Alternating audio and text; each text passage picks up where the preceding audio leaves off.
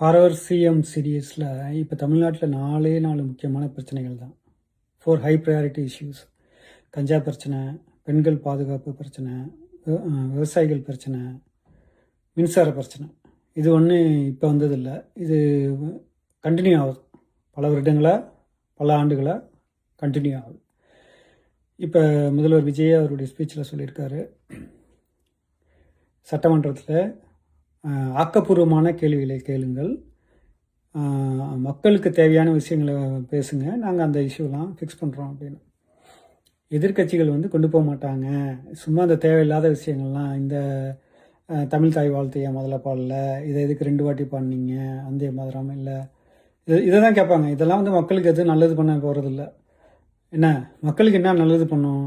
இன்ஃப்ராஸ்ட்ரக்சரை develop பண்ணணும், புதிய நீர்நிலைகளை உருவாக்கணும், நீர்நிலைகளை தூர்வாரணும், மின்சார பிரச்சனையை தீர்க்கணும், பெண்கள் பாதுகாப்பு பிரச்சனையை அட்ரஸ் பண்ணணும்.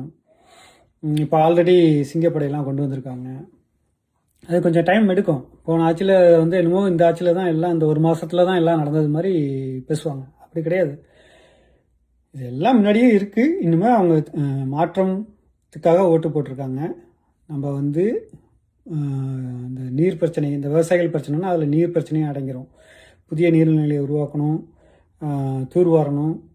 அதுக்கு என்ன பண்ணணும்? இந்த இஷ்யூக்கு மேகத்தை கட்ட போகிறாங்க, இல்லை காவிரி தண்ணீர் விட மாட்டோம், அத்தனை டிஎம்சி தண்ணீர் தான் விடுவோம் அப்படிங்கிற அந்த பிரச்சனைக்கெல்லாம் ஒரே ஒரு முற்றுப்புள்ளி, நம்ம புதிய நீர்நிலைகளை உருவாக்கி, புதிய நீர்த்தேக்கங்களை உருவாக்கி, நம்ம மக்கள் தமிழ்நாடு மக்கள் நீர் மேன்மை அடைய வேண்டும். அதுக்கு கவர்மெண்ட் என்னென்ன ஸ்டெப்ஸ் எடுக்கணுமோ போர்க்கால அடிப்படையில் முதல்வர் விஜய் கண்டிப்பாக எடுப்பார்.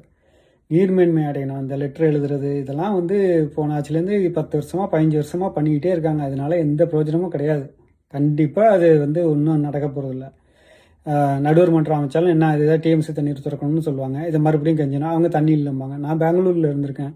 எல்லாருமே எங்கள் வீட்டிலேருந்து முதலேருந்து எல்லாமே சம்ப் வாட்டர், இந்த டேங்க் வாட்டர் வாங்கி சம்பில் தொட்டி இருக்கும், அந்த கராஜில் அந்த மாதிரி, அதில் தண்ணியை நிரப்பிப்போம், அதை தான் யூஸ் பண்ணுவோம்.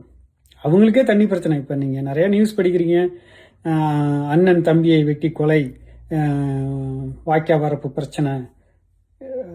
சாதாரண வாய்க்கா தண்ணி திறந்து விடுறதுலேயே சொந்தக்காரங்களே வெட்டிக்கிறாங்க, பக்கத்து வீட்டு விவசாயியே வெட்டிடுறான். பக்கத்து நாட்டுக்காரன், பக்கத்து ஸ்டேட்காரன் எப்படி தண்ணி விடுவான் அவங்களுக்கு? அவனுக்கே இல்லை.